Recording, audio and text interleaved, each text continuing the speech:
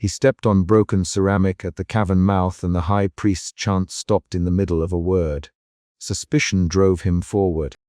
That suspicion had made him follow a rumor about relics kept beneath the hill, and it pushed his boots deeper into mud and candle walks. He had not come to make friends. He had come to record, to test, and to find what a community preserved when gods walked away. The central problem stood visible on the black, candled altar. A cracked celestial globe and glass jars lined with half-formed anatomical pieces. The investigator, mid-40s, lean and stooped from years in archives, kept his hand on the leather satchel strap and did not take his spectacles off. The cavern smelled of old smoke and wet stone. The investigator moved between kneeling cultists without announcing himself. He had learned the hard lesson that some rooms required silence until they allowed sight. An acolyte bumped his elbow and hissed. Mira's voice was sharp. "Who comes in without the knot?" She demanded. "A scholar looking for a text," he said, and he kept his hands visible. "I will leave before the knot is tied." Mira grabbed his sleeve. Her fingers smelled of tallow. She dragged him toward the center. She did not call the name of the high priest. She did not need to. The investigator saw the man before he heard him. Bone-thin, hooded eyes, a throat marked with a vertical tattoo, slow fingers wrapping a fragmented globe pendant. The high priest of the discarded moved in ritual cadence. He lifted a plate of glassy pieces and spoke to them the way someone might address a child. The investigator's suspicion shifted into a quiet, professional alarm when the high priest traced a sigil across a shard of sky and named it as if it were a saint. "Do you keep broken things because they are cursed or because they are holy?" The investigator. The question landed like a stone on water. The high priest did not flinch. He answered with a cadence that layered time over itself. "We keep what the makers abandoned. The world they left is not ruined.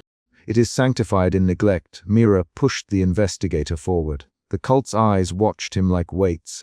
He had come to examine manuscripts, not to be examined, but the altar arranged a new set of stakes. He could leave. He could report names and flee. He chose to stay a step further into the cave because the lens of his work sharpened on danger. They escorted him to the inner sanctum. The investigator's heart tightened as he saw how the reliquaries were sealed with resin and wrapped in cloth that smelled of resin and mineral dust. Torlin, an acolyte who bore a stubbed thumb and an ink-stained knuckle, unloosed a jar and set it on a cloth. "You are not allowed to touch, Torlin." His voice even. "I will handle it with gloves," the investigator replied, and he fumbled leather gloves from his satchel. He kept his sentences short. He kept his hands careful. He held a jar that contained an embryo, like form suspended in viscous amber. The surface of the form bore faint furrows and a seam of unformed bone. The investigator used his thumb to tap the glass. The sound was a dull ring.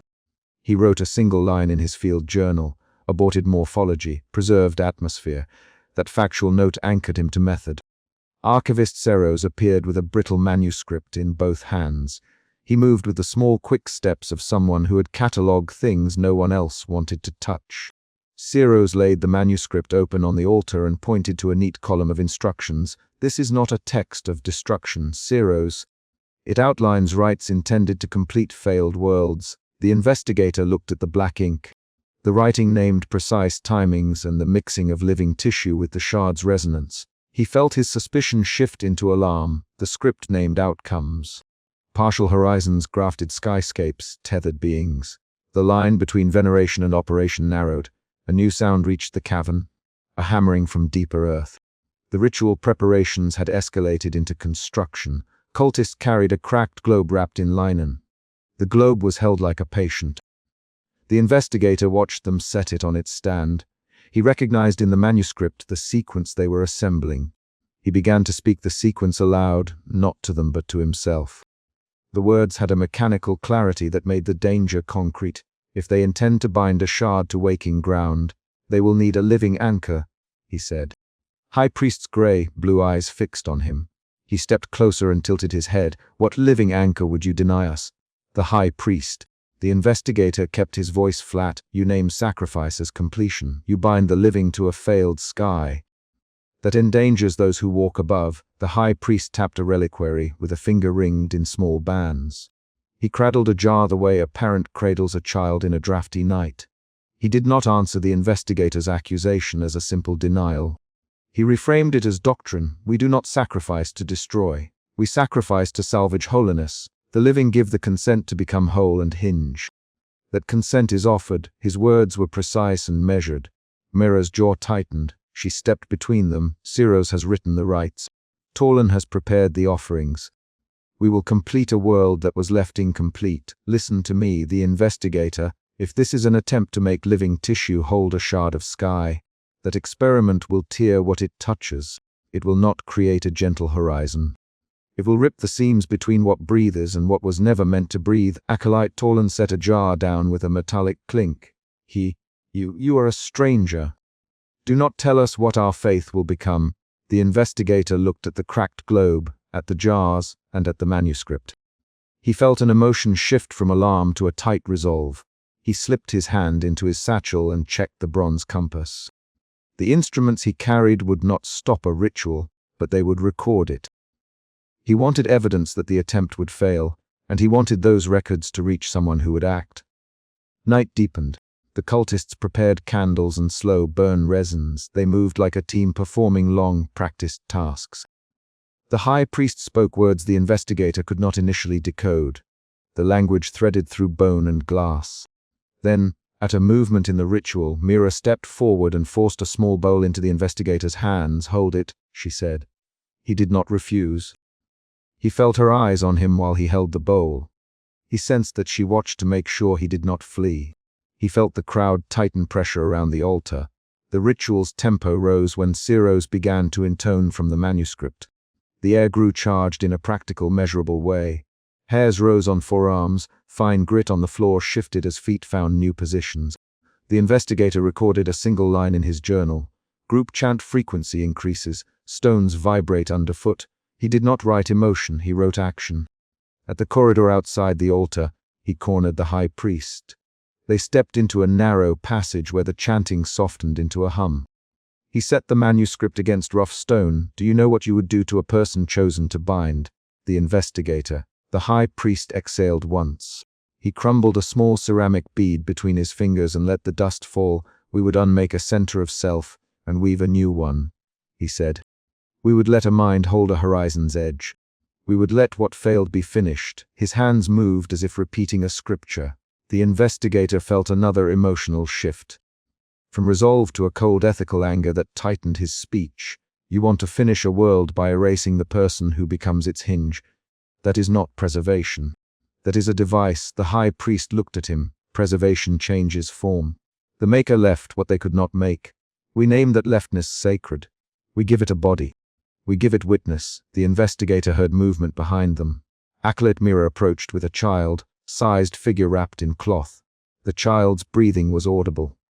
Siros followed with additional pages from the manuscript. You have put a living offering at the center. The investigator, she volunteered. Mira, did she sign? The investigator. Mira's jaw worked. Yes, the investigator had to test the claim. He had to see the evidence and the manner. He the child her name. The girl answered in a small voice, Kiri. Kiri looked at him with eyes that had not yet learned fear. The investigator examined the knot on her wrist.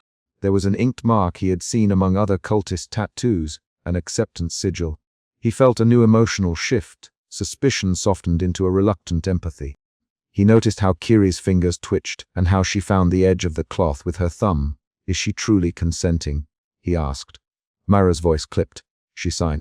She chanted the vow before witnesses. The investigator searched their faces. Siros looked like a man who had read many grim texts and decided one was necessary. Tolan's hands trembled slightly.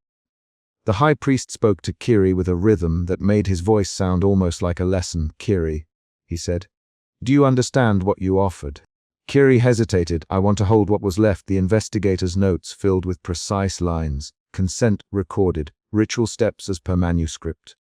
Living anchor present. He could not allow faith to be a cover for a dangerous experiment. He needed to stop the immediate sequence. He moved.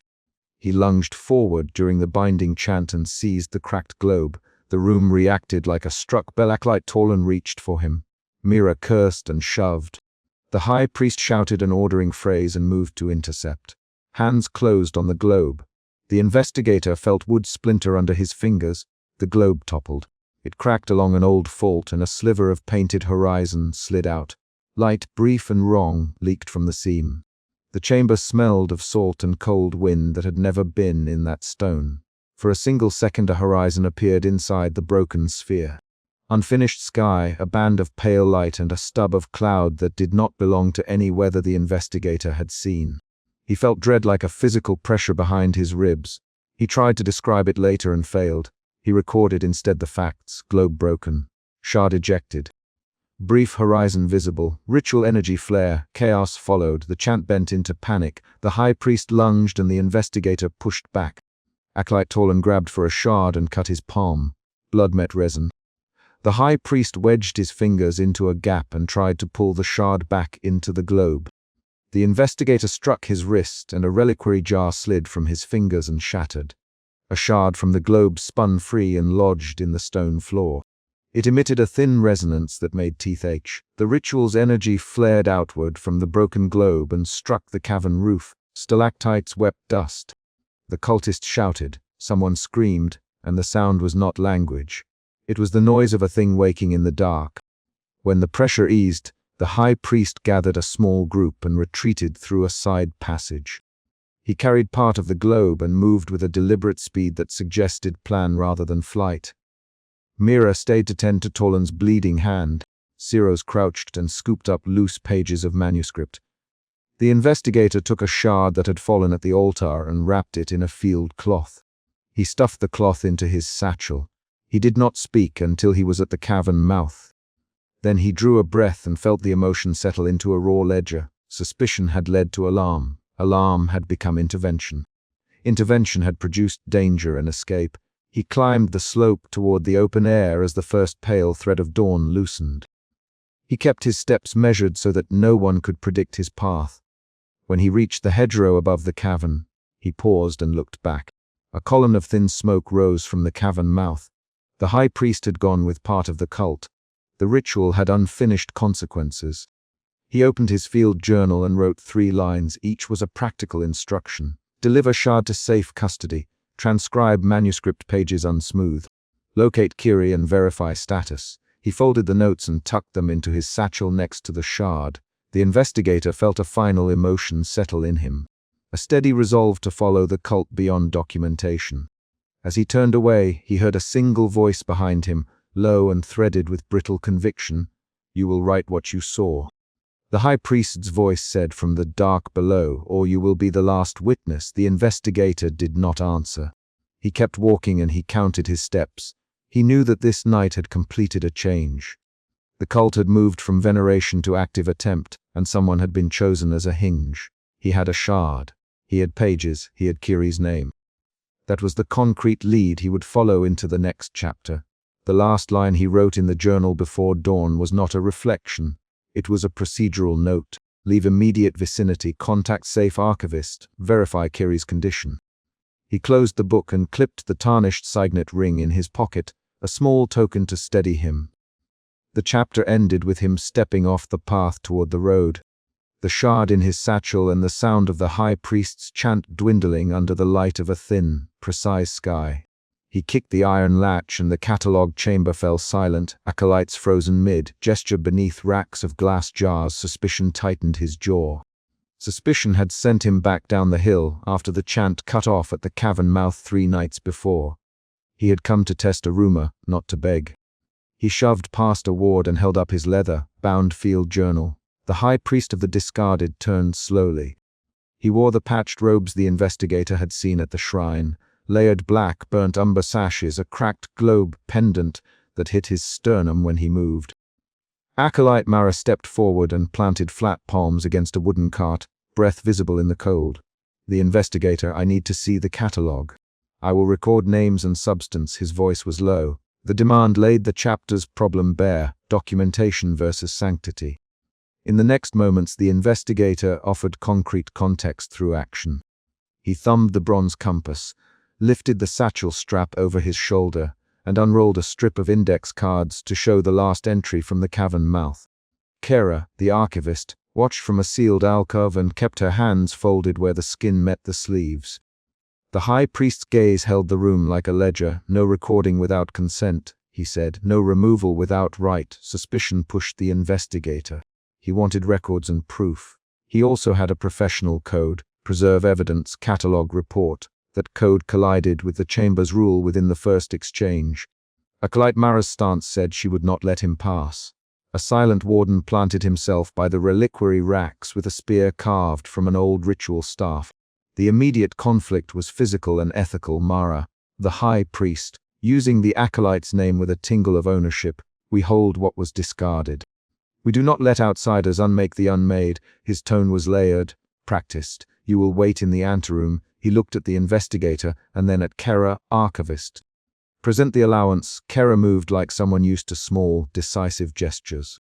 She unlocked a glass drawer and pulled a sealed jar toward the investigator. We will show but not take, she said.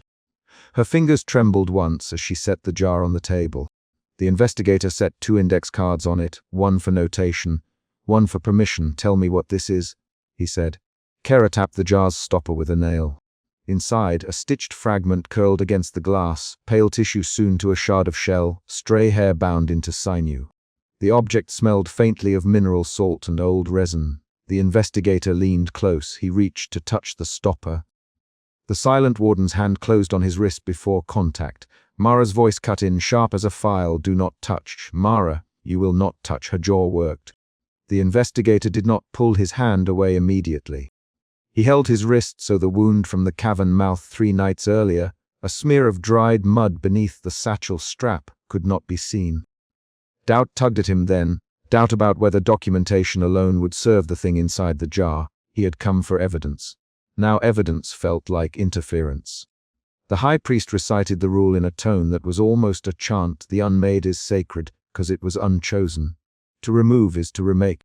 We do not remake. He reached for a small bone-handled knife and traced the air near the jar as if naming it. The investigator read a line into his journal. Stitched limb fragment, textile adhesion, unknown embryonic morphology. He wrote the words with deliberate slowness.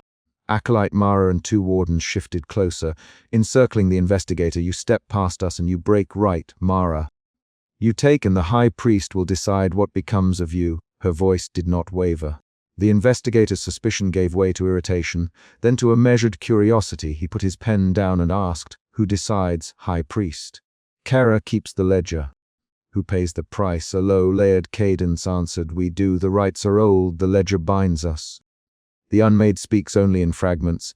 The high priest's fingers skimmed the reliquary racks as he walked past. The investigator watched the ritual scars along the priest's jaw. He felt the first emotional shift, suspicion to unsettled intrigue, pulling him deeper than the initial need to record. Kara guided him to a sealed shelf deep in the alcove. The shelf smelled of dust and a metallic tang that reminded the investigator of a coin jar rubbed for years. She moved with careful, rehearsed motions. This one was cracked in transit, she said. We kept it because the stitch failed. Keep your pen low. When the investigator lifted the cracked jar, the brittle glass made a dry, distant sound. Inside lay a half-formed globe, its clay skin puckered where an eye should have been, a wrinkle of cartilage like a folded letter. He set the jar on the table and unwrapped the brittle pamphlet that accompanied it. The pamphlet contained short clauses, mercy for the unmade. The unchosen have rights. Do not return them to the forge. The investigator read aloud a single line. It learned to tremble in the dark. That reading shifted the room again. The high priest's jaw tightened, and his fingers crumbled a small bone token between them. It trembles because we allow it to imagine being chosen, he replied. His cadence became persuasive. The high priest moved closer and spoke directly to the investigator. Witness, then. See what holiness looks like when the gods reject it. His words felt like an invitation wrapped in accusation.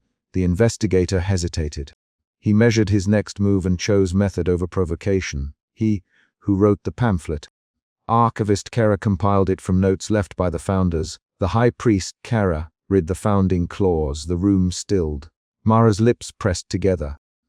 The investigator watched the high priest tilt his head as if listening to something beyond hearing. Kara read in a voice that paused on certain consonants. Where a thing was unmade, we offer shelter.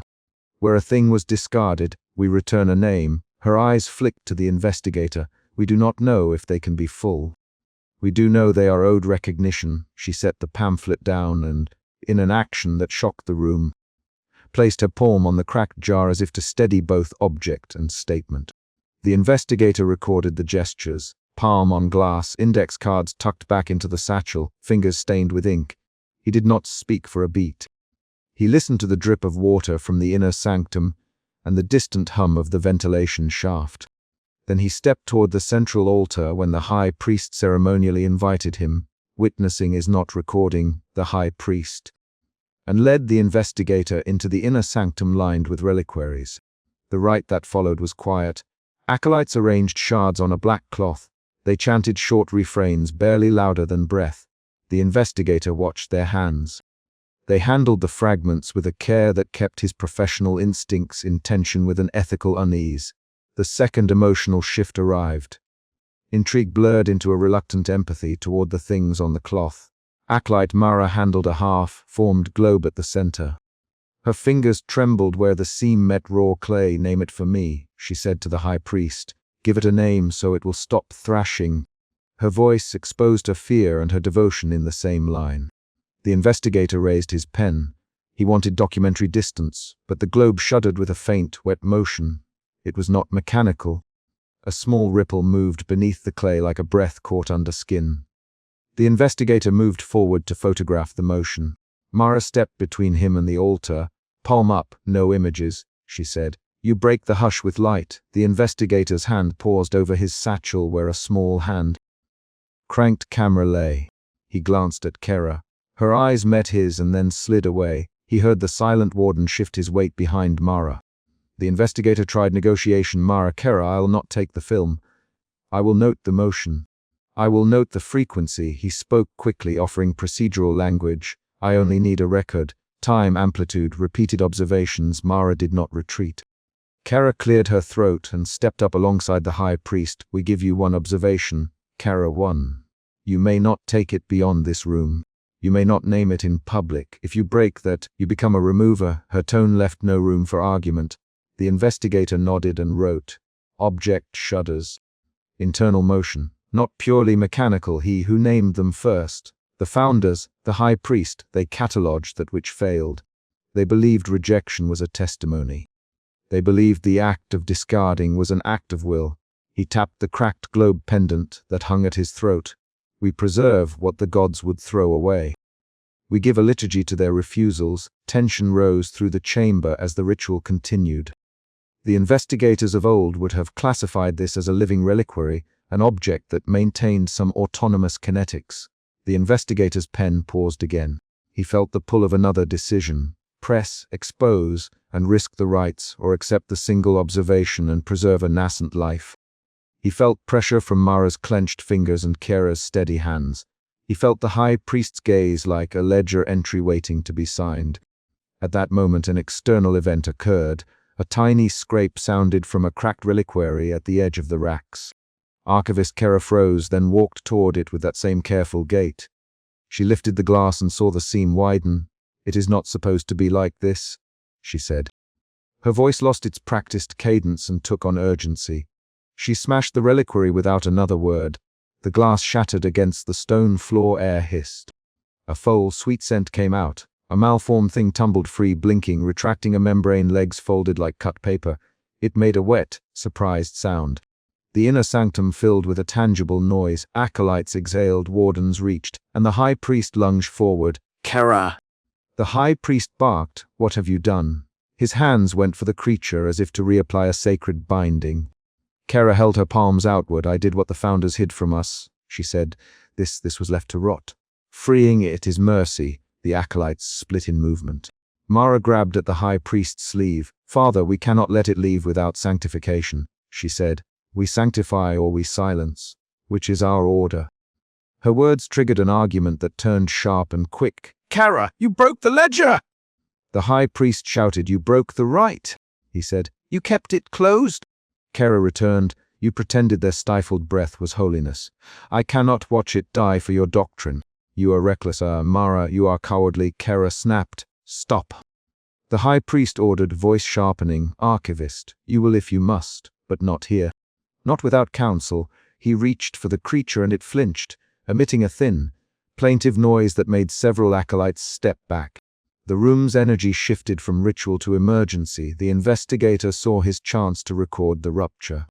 He stepped between the high priest and the broken glass shelf. "I will not take the thing tonight," he said, speaking to Kara and the high priest both, "but I will see what happens. I will note names, motions, reactions. I will not remove evidence. I only want to observe." The high priest's eyes narrowed. A short fight followed.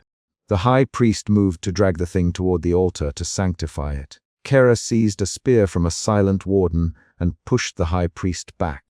Mara lunged to stop Kara. The investigator grabbed Mara's wrist to keep her from charging.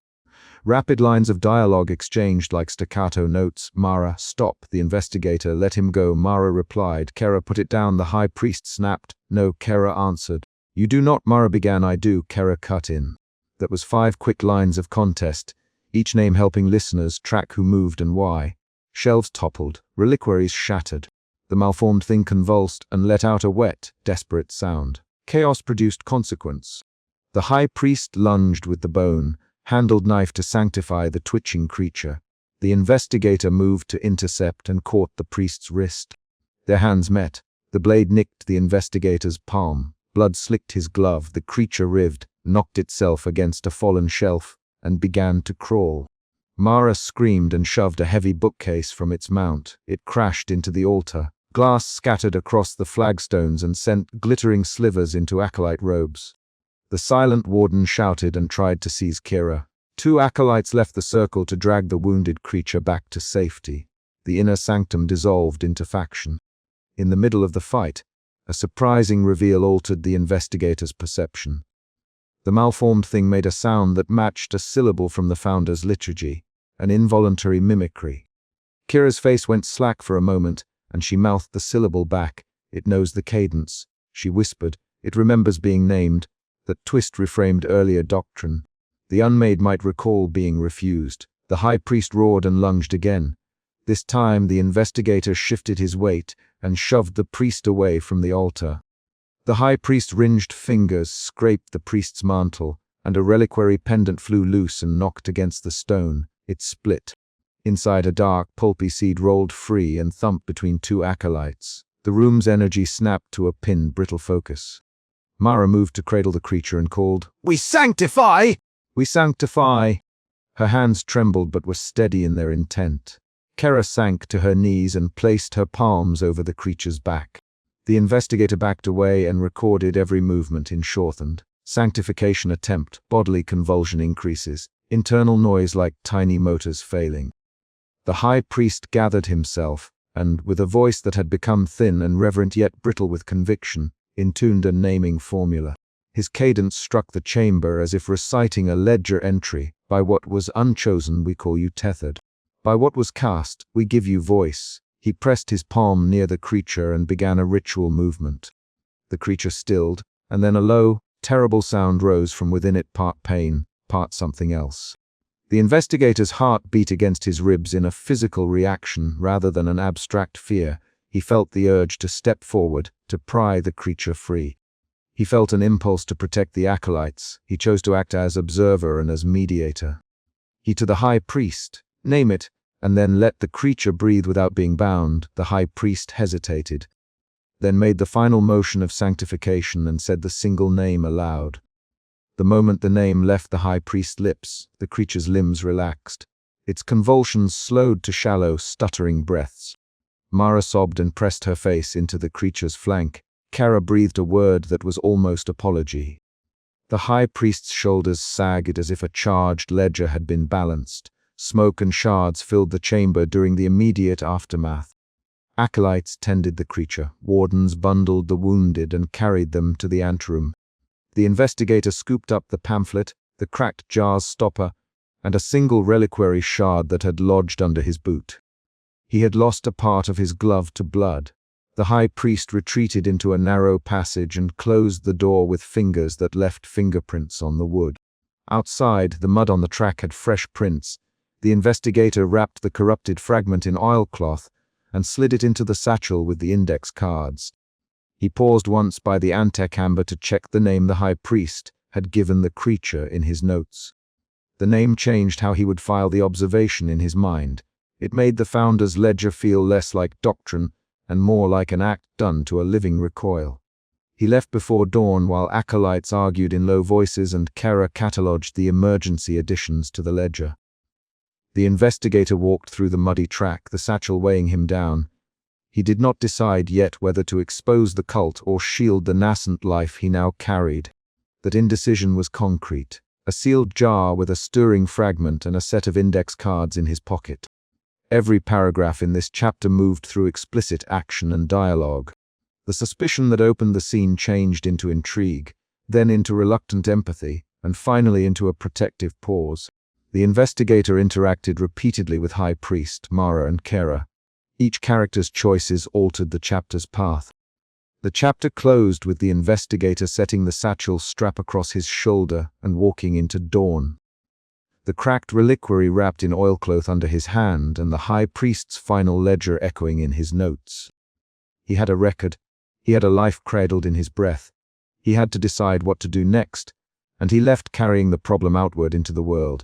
He slid down the amphitheater stone, and the High Priest's chant stopped in the middle of a word. Suspicion tightened his jaw. Suspicion had sent him back after the chant cut off at the cavern mouth 3 nights earlier. The investigator moved through the congregation on his knees, palms scraping salt, stiff sandstone, and the crowd shifted around him as one body. Acolyte Mira's hands found his shoulder and held him steady while the High Priest lifted a cracked miniature sky above the altar. He had come to test a rumor. He had not come to be pressed into a public consecration. The problem sat in the middle of the cliff ring. The cult intended to sanctify a shard they claimed the gods had thrown away. That plan made the stakes immediate, not just relic hunting, but a ritual enacted before witnesses that could anchor discarded matter back into living world. He pressed his fingertips into his palms to stop them from trembling. The amphitheater smelled of brine, tallow candles, and old cloth. The investigator kept his chin down and watched the crowd instead of looking up at the globe. He knew the High Priest's voice from the catalogue chamber. He had heard it cut off at the cavern mouth in the earlier nights. Seeing the man here at the cliff closed a loop in the rumor path and made danger clearer. He let the word suspicion harden into a plan. Observe, record, take 1 shard if possible. He blinked once, then twice, and let the plan sharpen. Mira leaned close. You shouldn't be here, she said. Mira, she added, as if correcting the address herself. Her voice was a thin thread against the priest's chant. The investigator did not answer. He did not want to be the point of attention. He wanted to be the proof. The crowd hummed under the chant. Someone shifted a sack. A boot scraped stone. Acolyte Mira guided him toward the outer sanctum after a boy at the far end pointed. Hands closed on his arms and moved him like a man steered through tide. They descended a narrow passage while the cliff's wind gathered at the mouth above them. The investigator kept his mouth dry and his shoulders loose. He memorized the names on the backs of acolytes' necks, the way the robe seams were patched, the little reliquary cords. He catalogued visual facts to replace speculation. They pushed him into the sanctum where scaffolds rose like ribs. Shelves crowded with jars and cracked miniatures filled every plane of sight. Archivist Thane stepped forward and held a sealed reliquary with both hands as if it might tremble free. Thane's face had the same cataloger's intensity the investigator had seen in the catalogue chamber. A pale bruise around one eye, fingers stained with oil. Thane opened the reliquary carefully and a faint, pulsing light blurred out. The pulse was not metaphor. The globe trembled like a breath in glass. The investigator watched it and felt something tug at the base of his skull, a recognition without words. He reached for his satchel and found his field journal warm under his hand. He recorded measurements with a thumbprint and a single line. Archivist Thane kept his eyes fixed on the globe and murmured a litany that sounded like catalogue numbers welded to prayer. He spoke to the object as if to a child. Thane, the High Priest, and his voice slid along the sanctum like a knife. Do you bring what the gods abandoned? The investigator flinched. He had expected rhetorical flourish. He had not expected a claim to authority that used him. The High Priest stepped into the ring of light and his ritual scars shone pale. He crumbled a shard from a nearby tray between his fingers and let the dust fall into a bowl.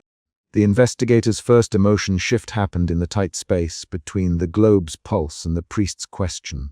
Suspicion pushed into unease. He had planned to take proof. Unease made his grip on the satchel tighten, he himself to wait. He kept his hands empty and his eyes cataloging. The high priest's lips moved in layered cadence and the acolytes answered in a single throat. Acolyte Mira watched him with narrow eyes. Why is he here? She asked aloud, Mira, the high priest, and Mira bowed. He came of his own feet, Mira. And her hand slid to the strap at the investigator's shoulder, as if to check a satchel. The investigator felt the fingers, cold and precise. He pulled his hands under his knees and kept his face still. Archivist Thane set the reliquary on a hollow stone. The globe within it pulsed again, and this time the light carried a sound like a bell struck underwater. The investigator recognized a chord pattern from entries in his notes, a recording of the catalog chamber's acoustic signature. The connection changed his calculations. If the reliquary held the same physics as the jars in the catalog room, then the cult could rehouse a discarded creation beyond the shrine. His plan shifted. Suspicion became a new, sharper pressure. The possibility of an expansionist liturgy. He tried to take a small shard while Thane adjusted the reliquary. The motion was precise and quiet. He slid his fingers toward a tray and felt fabric snag on his thumb. Jar Keeper Sarah intervened before he could close his hand. Her grip was sudden and firm. She held his wrist with a pressure that said they had trained for intruders like him. Jar Keeper Sarah, he said, keeping his voice even. Sarah, let me. The words left as a plea shaped to avoid alarm. She did not answer. She held his wrist and looked at the satchel strap. Acolyte Mira stepped forward. You take things you should not take, she said. A short argument flared then, 4 quick lines between Sarah and the investigator while others edged away. Sarah, loosen your hold. The investigator, he won't go anywhere.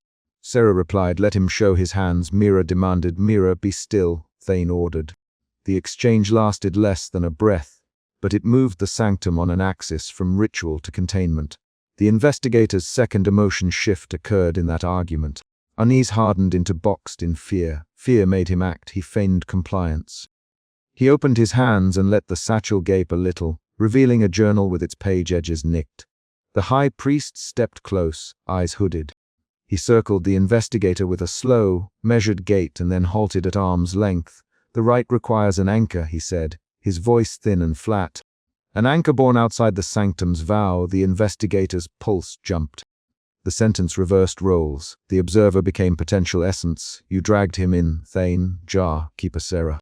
Her voice sharpened into accusation. Sarah, silence. The high priest. If the anchor is willing, the rite may pass without ruin. He touched the globe, and the light inside brightened. The investigator swallowed. He tried to pull his mind away and catalog the physical constraints. The binding ropes, the placement of the cracked celestial globe, the arrangement of candles. He counted knots to buy time. The crowd hummed like a low engine. Acolyte Mira knelt to one side and began tying rough cord around the investigator's wrists. Her hands moved with ritual experience. She spoke no words.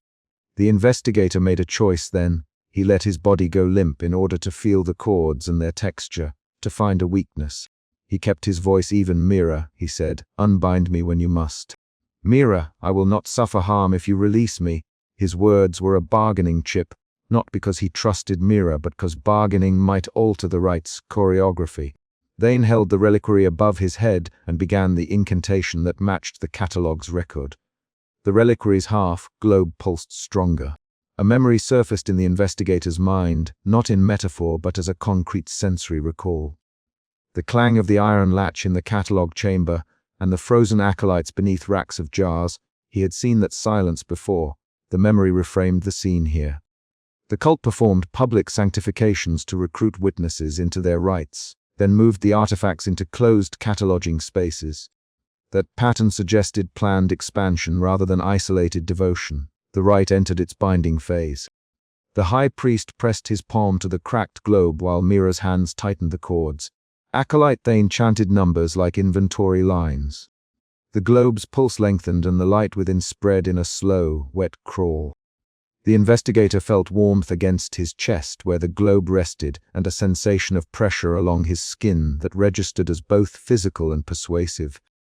He bucked against the cords with a sudden, short strength that caused Mira to curse and the nearby acolytes to lurch in alarm. "Stop him!" someone cried. The command sent 3 acolytes forward. The investigator twisted and slapped at a wrist. Acolyte Mira hooked her elbow and shoved him forward so that his forehead hit the cracked rim of the globe. Pain shot bright across his vision. The globe shuddered. A sound like a small animal's cry leaked out and then was cut off. The high priest's face did not change. He pressed his palm harder and intoned a syllable that snapped the air. At that instant, the ritual split. The globe bloomed into motion. Half of it fractured into a light that shimmered with small, animal shapes, and half of it ruptured into a black, viscous tide that lapped at the altar stones. The chamber filled with shouting, with the sound of jars toppling. Acolyte Mira shoved past the broken light and pulled the investigator away as shards slashed the air. Archivist Thane stumbled backward, flames of cursing on his lips. The high priest lurched and a fingernail split. Glass and dust rained down. The investigator found himself under a falling shelf. He pushed up and ran. He felt a shard press into his palm. He snatched it free and shoved it into the lining of his coat. The light splintered and the black tide tore at the sanctuary's order. Acolyte Mira dragged him toward the cliff mouth. Jar keeper Sarah stayed, hands working to jam spines of jars into broken racks, while Thane shouted numbers that had turned to commands. They fought their way out into the amphitheater. The congregation scattered like birds. The high priest stood on the altar with his mantle torn and chest cut, but he moved slowly toward the shattered globe as if to examine a child's wound. He did not run. He steadied himself on the altar stone and intoned the same slow syllable from earlier. His face was pale with ritual focus, not pain. The investigator watched him and felt a new shift in his feeling. Fear blurred into a fierce clarity. He had proof now. The cult's liturgy could release half-forms into the world. Outside, dawn pried the sky open. The cliff wind stung his cheeks. Acolyte Mira kept one hand on the satchel strap and the other on the investigator's upper arm. She kept talking in short sentences while they moved across rubble. "Thane is bleeding," she said. "He won't leave the chapter house." She looked toward the broken mouth. Sarah stayed to lock the jars. The investigator nodded and tried to steady his breath. He pressed his fingers into the warm pocket, where the shard nestled, and found that the object was warm against his skin. They reached a ruined outcrop and hid beneath a ledge. The investigator sat and pulled the shard out into the half-light. It was small, the size of a thumbnail, and its surface had the sheen of an insect wing.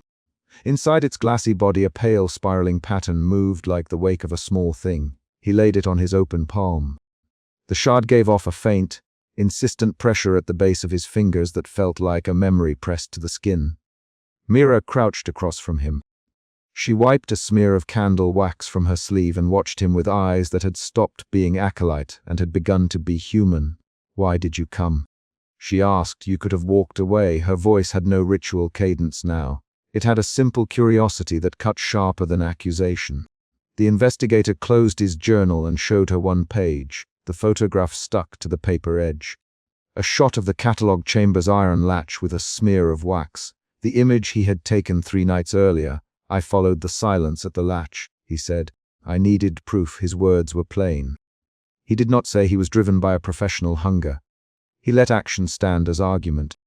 Mira glanced at the shard, then at his journal. "He wanted you for the right," she said. "High priest it." Her voice dropped. "High priest anchors make the right whole. High priest believes the discarded are better than finished things." Her tone carried a hint of doubt that had not been there in the sanctum. The investigator felt the moment collect itself into consequence. The cult's doctrine could now be invoked as policy, not only belief. They argued in clipped sentences about the plan. "You must take it to the city." The investigator. "We must catalogue it where others can see." "No, this is ours," Mira snapped. "Mira, listen," he said. "If you tell no one, they will keep making the rites larger. If you tell the authorities, the jars will be removed. The authorities will burn it," she said. "They will not understand why abandoned things matter." Their exchange was fast and tense. Each line changed the trajectory of the evidence. Mira's face hardened. She leaned forward and almost whispered. "We were taught that abandonment is grace," she said. "We were taught to keep what others discard." The investigator held her gaze. "They will use the rites to spread things not meant to be finished," he said. You saw the tide. He tapped the shard in his palm. This can change people. His voice did not plead. He named the risk and left it raw. Mira's hand hovered over the shard. She did not touch it. Instead, she looked toward the cliff where smoke still rose from broken candles. Thane will heal, she said. Jar, Keeper Sarah will mend the racks if she can. High Priest will bind his wound and keep speaking. They will not stop. They will try again. Her sentence was matter of fact. The investigator felt the last emotion shift of the chapter. Clarity narrowed into grim resolve. He closed his fingers around the shard and slipped it back into his coat. They heard a shout from below. A voice called a name that matched Archivist Thane's and then fell into a string of ritual syllables. The sound forced a decision into the investigator's hands. He closed his journal, then slid it into the satchel. He tested the satchel's catch and found it secure. Mira watched him do this and, after a beat, nodded once. They left the outcrop together. The investigator kept his steps measured and his gaze low. He had the shard, a recording on his journal, and a catalogue of names and numbers in his head that would map the cult's structure. The chapter's immediate conflict had resolved. He escaped with forbidden evidence and the cult's order had fractured. The requirement remained to act on the proof. At the cliff edge he paused and looked back once, not in grand reflection but in accounting. He could see the altar as a broken silhouette against pale sky. The High Priest stood among shards with his mantle in tatters and his hands stained red. The investigator did not call out, did not shout a proclamation. He turned his back on the amphitheater and began to walk toward the path that led down the hill into the world where records and courts waited. He reached into his coat and closed his fingers around the warm shard, feeling its tiny pressure at his palm. He did not say the word truth. He folded the shard into his field journal and slid the journal into his satchel. He snapped the satchel closed, tightened the strap across his shoulder, and began the walk down the hill. The last sound as he moved away was Mira's whisper behind him. "Be careful, investigator." He heard the name and kept walking. He crashed through the outer passage, boots skidding on wet stone, and the chant folded shut as if someone had cut a thread. Suspicion tightened his jaw. Suspicion had been the reason he returned that night, 3 nights after the sound at the cavern mouth had stopped mid-word. He already knew the central problem. The cult meant to finish a discarded world tonight, and the ritual required a living token that the investigator carried without knowing it. He lunged forward toward the altar as the High Priest raised the cracked celestial globe, its seam leaking a faint, scuttling light. Acolytes dropped to their knees around him and a chorus of candles flared, isolating the globe in a pool of uneasy brightness. He had no plan beyond following the rumor and watching. He came with a leather-bound field journal, a compass, and the conviction that documentation mattered more than heroics. The amphitheater's stone steps scraped under his palms as he pressed toward the dais. He kept his left hand inside his coat pocket, because the bronze compass felt like an honest thing in the dark. He had heard the chant cut off at the cavern mouth the night he first pried beneath the hill. That earlier stop, the loaded silence at the threshold, had sent him back. Now the threshold had been crossed by others. Stop him. The High Priest, with the thin, reverent tone that carried over the amphitheater like a line of frost. The voice did not rise. It ordered in a measured cadence that made faces turn. Acolyte Joran moved first, a heavy set to his shoulders. Acolyte Mira slipped up from the front row, eyes fixed on the globe. The investigator reached the altar dais and shoved forward. 2 hands grabbed his coat. He twisted. Wrists burned. Acolyte Joran's grip tightened. He bit out, "Let go of me, Joran." The name hit Joran's ear like a spark. Joran's breath rasped. "You come here to steal relics, investigator. You come to ruin us." He pushed. The investigator staggered and found himself pinned beside the cracked globe. The High Priest held the globe like a surgeon holding a fragile organ. He spoke to it in the ritual cadence the investigator had heard in pieces before. "Bring what was unmade," the High Priest intoned, "bind it with flesh." He turned then and looked at the investigator with those deep, set, hooded gray, blue eyes. "You have been carrying the necessary token without knowing, stranger." "Hand it over." The investigator's fingers found his own satchel strap and closed, because his body reacted before his mind sorted what token meant. "I have nothing for you," he said. The high priest's expression did not change, only a thin curl at the lip. You carry the map of a living name. We will finish the world with that shape. He pressed his jaw as if the globe hummed through bone. Two acolytes seized the investigator's shoulders. He kicked out one leg, then another, and pulled loose enough to step back. Acolyte Mira's voice rose. High priest, there are cracks in the binding. The brazier will not hold. She glanced to the rim where Joran stood, a brazier in hand. The investigator saw the brazier, but not yet the betrayal in Joran's fingers. He saw the globe shudder. He felt an impulse like a pulled limb. Anger flared because they had lied to him, because they had hidden this from the hill. Then the emotion shifted, anger to cold calculation, as he realized what the token could be and what it would mean for those kneeling below. From the side alcove, the archivist of shards stepped forward and jabbed a glass shard at the investigator's palm. The shard did not cut skin. It pressed against him, and the world around him folded into a concrete memory the way a pressed flower retains the shape of its stem. He saw a stable door bang shut at dawn, a child's thumb gripping rope, hands that tied knots and left them. He smelled boiled nettles and the iron tang of wet soil.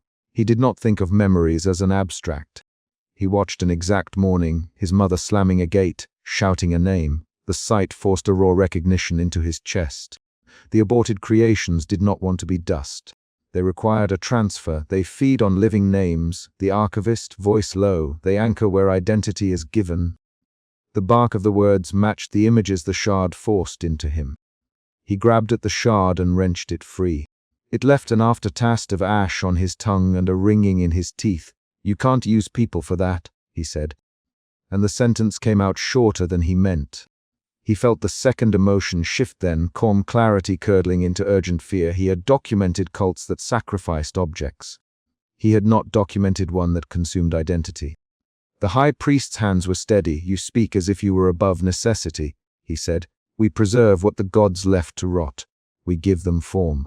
Is that not holiness? He stepped down from the dais, and the congregation parted for him like water around a stone. High priest, the investigator. He spoke because he could not let the argument stand unchallenged in the face of what he had seen. You call it preservation, but you take names and lives. This globe, if you finish what it holds, you will not be preserving anything. You will be taking pieces of people to stitch your sky. The words landed among the acolytes, each one weighing them in silence. Mira touched the underside of the globe as if to test its weight. We have waited years, she said. They were abandoned. If the gods could throw them away, is it not our right to accept them? Her voice trembled. It was not a rhetorical question. Joran's face was a different map.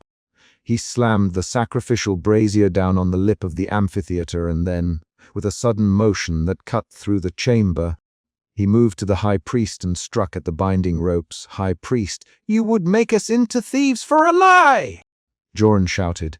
His words were the first outward rupture of the ritual. Three things happened in quick succession.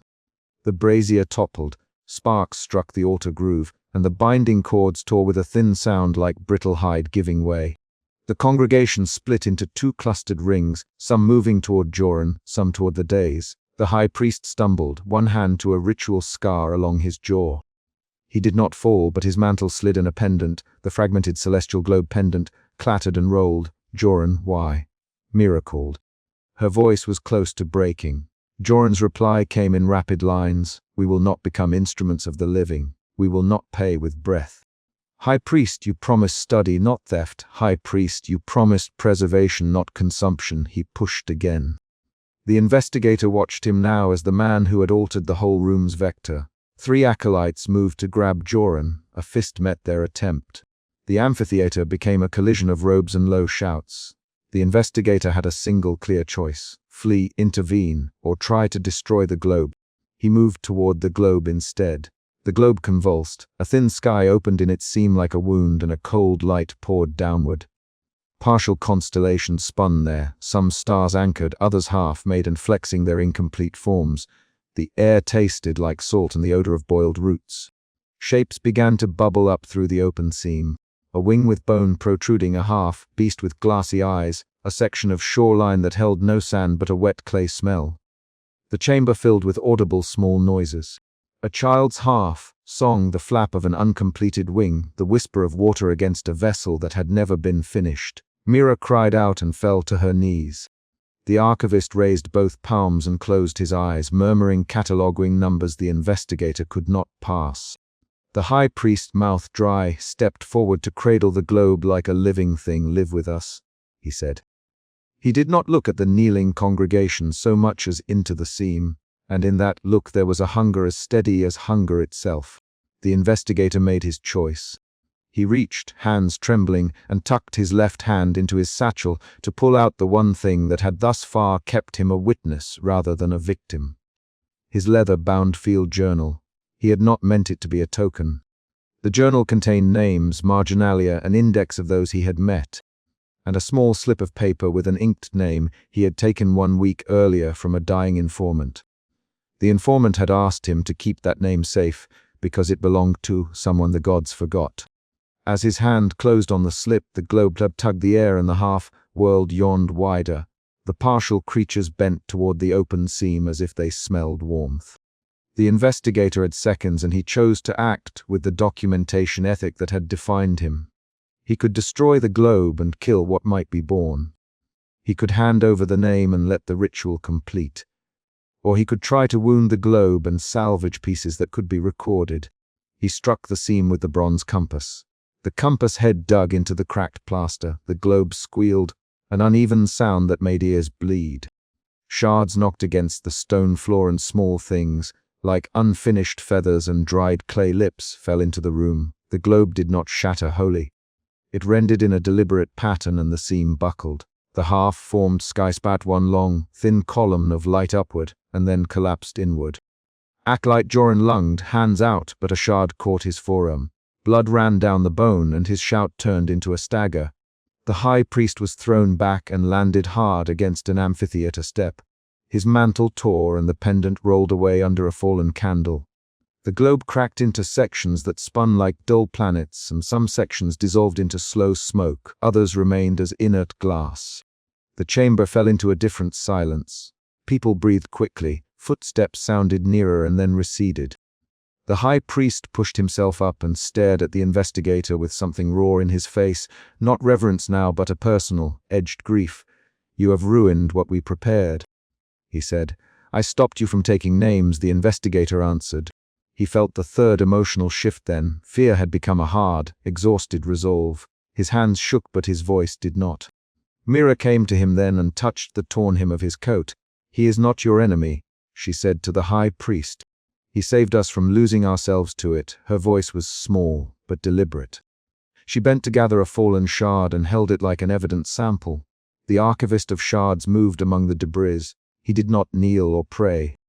He collected pieces, testing them on the ledge, reading their surfaces with a practiced hand. "Some are inert," he said without looking up, "some pulse still. We will catalogue. We will mark what can no longer be claimed." His tone was that of a man who recorded the dead for the living, a clerk who understood loss as a ledger. High priest coughed and spit a dark fleck onto the stone. "You will not let them go," he said to Mira. "We have duty. We cannot burn what is holy." He rose with a coppered wheeze and managed to retrieve one small reliquary from the days. A tiny jar with something inside that glimmered like a minuscule trapdoor. Joran fell to his knees, clutching his arm. "High priest," he said in a string of quick lines, anger sobered into pleading, "you would have fed us to a false sky. I could not let that be the end. I could not watch names be taken in the dark." He looked at the congregation, and then at the investigator. "We live under a hill and we have bones in our mouths. We will not be the meat for anyone's experiment." He had spoken 6 words in quick succession, and each landed like a pebble. A small argument began then, 3 to 5 lines of back and forth, where the high priest defended the ritual as sanctification and Joran cut at that defense with the blunt instrument of human life. "You would have done it with consent."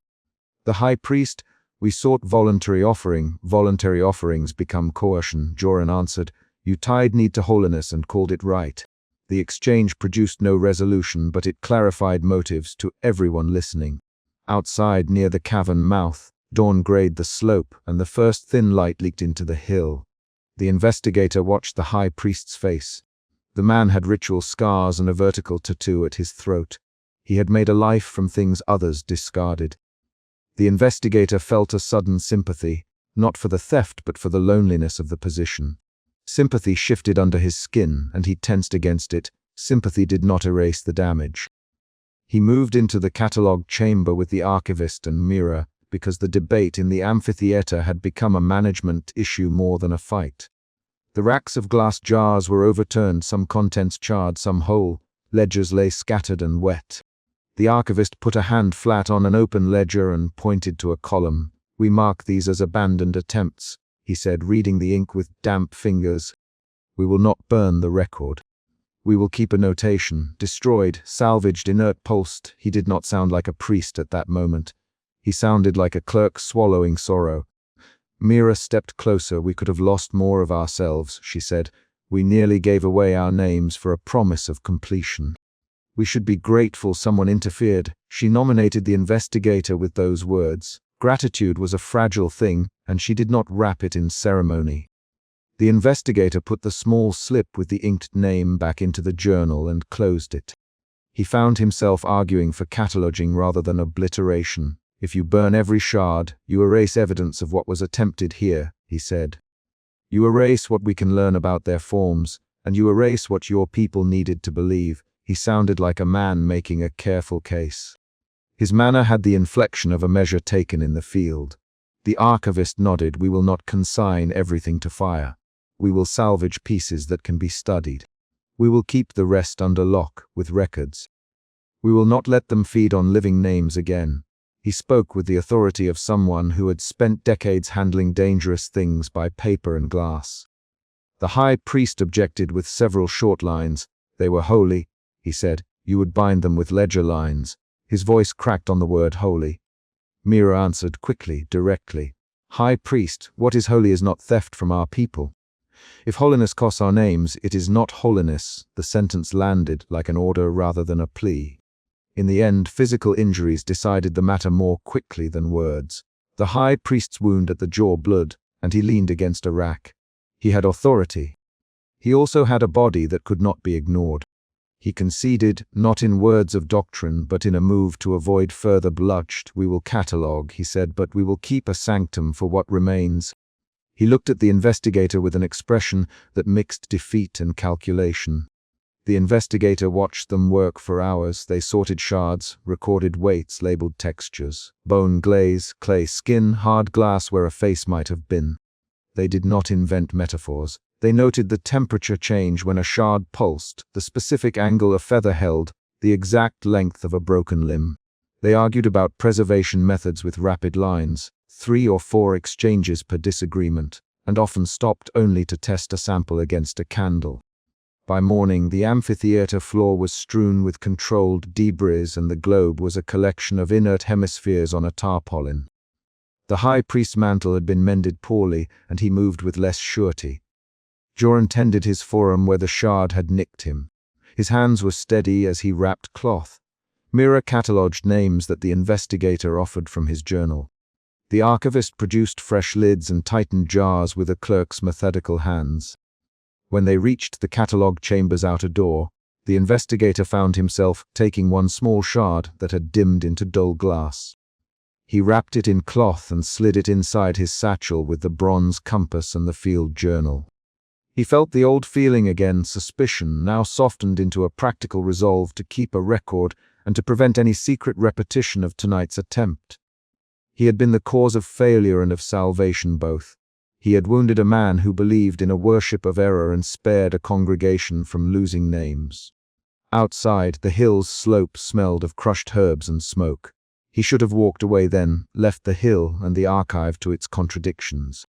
Instead, he paused at the mouth of the tunnel, took the satchel strap into his hand, and checked the compass once more.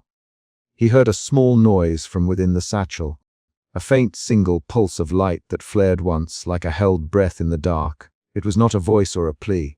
It was a physical sign. The shard still remembered heat. He tightened the strap and began to walk down the trail. The investigator kept his head down, eyes on the path's ruts.